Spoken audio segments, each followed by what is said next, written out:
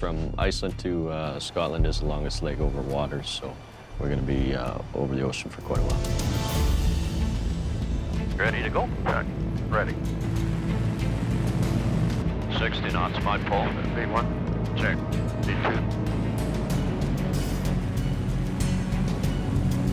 Charlie Foxtrot, Yankee November, power safe flight. Positive right. Here up. This leg will be the most dangerous of the journey, by far. They're heading from southwestern Iceland, 1,300 kilometers across open water, to Prestwick Airport in Scotland, with nowhere to land in between. Right on their tail, Nigel Clark and Blair Cutton are flying the second water bomber. Good right. And it's good left.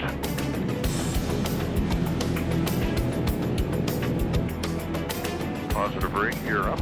Roger.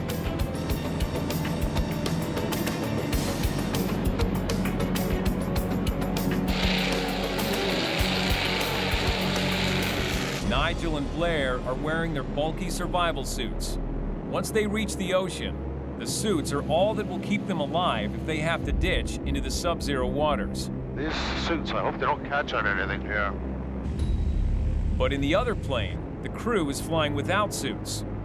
We weren't doing it to be macho or anything, it's just the darn things are really uncomfortable, right? And we all came to the conclusion that if something happens that bad that we don't have enough time to get the suits on, we're pretty much screwed. And we're on the road again. Yeah. Seems like only yesterday. That was only yesterday. Yeah, we're getting a stronger headwind. Yeah, we are. Pushing against the headwind slows them down, using up more fuel. The crews will need every drop to make it to dry land. Little ice. Getting it? Yeah, just a tad. Okay. And there's a much bigger problem waiting, dead ahead. Speed is worrying me, rolling. Climbed up, and instantly packed on a boat ice. The ice is slowing the plane to a crawl. Like way too much for the comfort zone.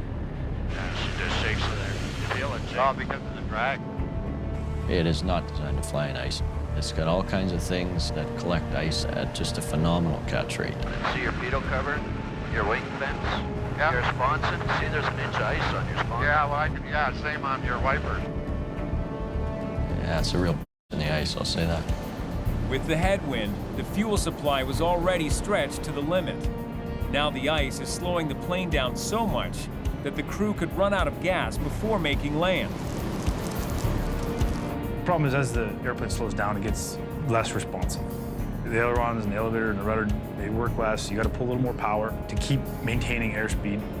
More power we pull, more fuel we're burning. It's like, holy, this is not good. Quite a bit on now. I had never had that much ice on a CL-215 before in my life. That was something else. The ice is killing us here. And there's nothing below them but the North Atlantic. In the second plane, pilots Nigel and Blair are facing the same problem. All over the place here. And definitely picking up ice. And the conditions are only getting worse. You just got to kind of just hold on and hope that nothing takes a turn for the worse, like the engine stop. Because if the engine quits, that point you're dead. Temperature's going down, -4 now. She hit us again there.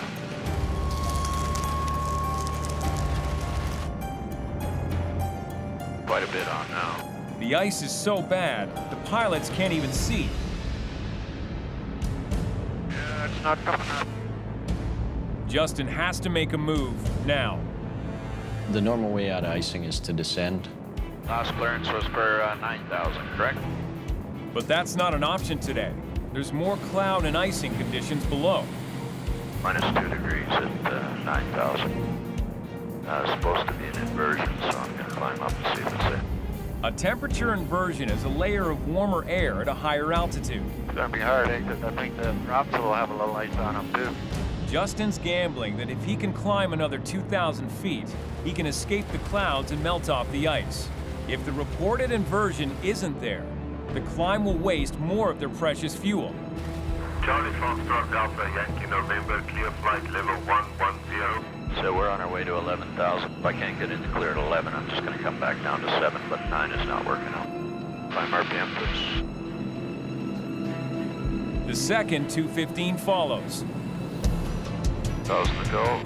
Speed's good, heading's good. And hopefully we can get on top of it.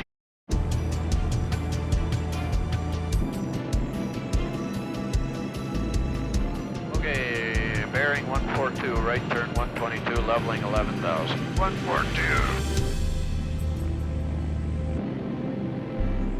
All right, we're out of it. So what's next? What do I learn on the next lead? We miraculously broke out of the cloud, and then into the clear blue sky we went. Oh, there goes it. Yeah, it doesn't take much. No. The warm air melts off the ice, and the planes have escaped the clouds that caused the problem. You got out of the ice, and then you could feel the tail just start to come up as the sun hit it. Oh, well, there goes Corey, look. Piece of ice. Are you making out now, Nige? You guys out of it? Yeah, I think so.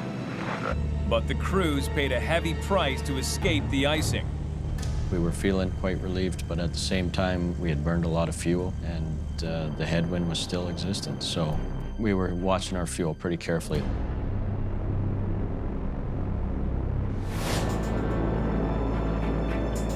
Charlie Foxtrot Alpha Yankee uniform, Scottish. Yeah, Scottish Alpha Yankee uniform will head directly for Tango Romeo November. This is Scotland. Yeah, that's wild. That looks fake. In the air off of the British Isles, the water bomber crews have lost the headwind that was slowing them down, and they're closing in on the end of their Atlantic crossing. This is cool. Not a lot of trees, eh? Little patches of trees. Very barren. Take some picture of it. Without the wind, the fuel has held out, but the sight of solid ground is still very welcome.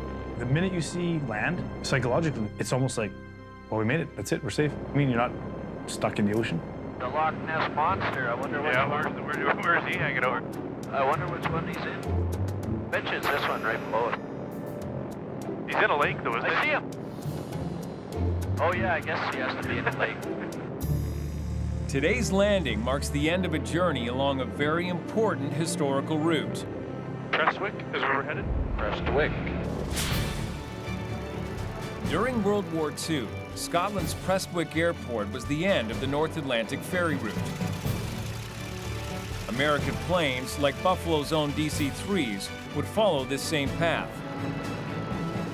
Those war-bound aircraft would stop in Prestwick and be dispatched to aid in the fight.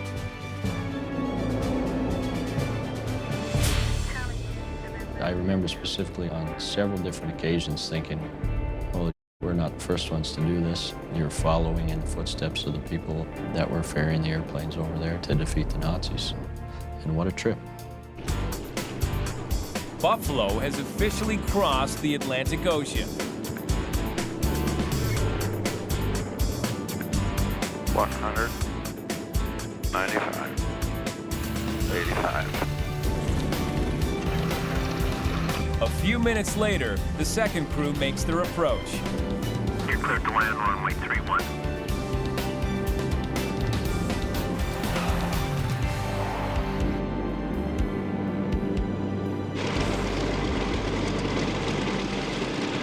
There we go. Oh, well done, man. That was a long-ass flight. A lot of the worriness, I think, is going to be over for everybody. Rolly and Justin did a good job today. That was a wicked day, man. Yeah. Good driving. I finally got some confidence in you now. Yeah, it took a long time. Another North Atlantic crossing, done. Yeah, is it? Woohoo! That one's in the books now, eh? Yeah. First thing tomorrow, they leave for France, with the open ocean now behind them.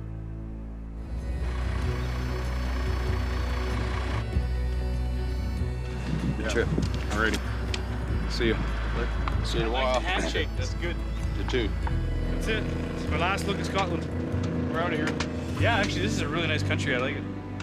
That's the problem with this whole gig is we're in a hurry to get the job done, so we don't have no time to spend at every state, every stop, eh?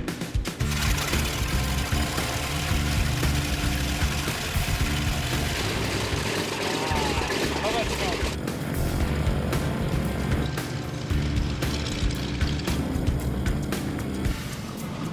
People.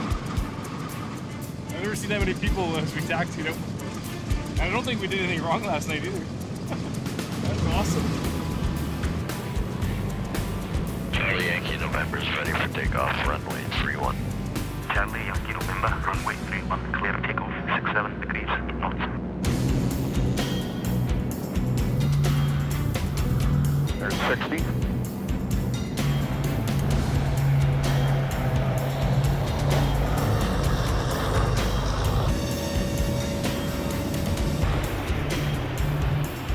They still have over 3,000 kilometers left to fly before reaching Turkey.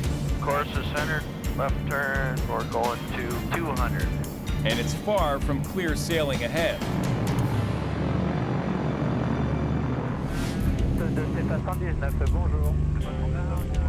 It's always fun going through Europe. Busy place. Just getting ready to do the approach 36 miles back, and as you can hear, it's pretty busy around here. So The Buffalo water bombers finally approach mainland Europe. We are across the English Channel. Well, Normandy can't be too far from here then. After landing here in Nantes, in northwest France, they'll have to make just one more stop in Croatia before delivering the planes. I have a wind of 300 degrees, 8 knots and gusting. starting to get that crosswind. You can see your drift now. Yep. Rep +5. Rep +10. Pull the power back. There it is. Perfect.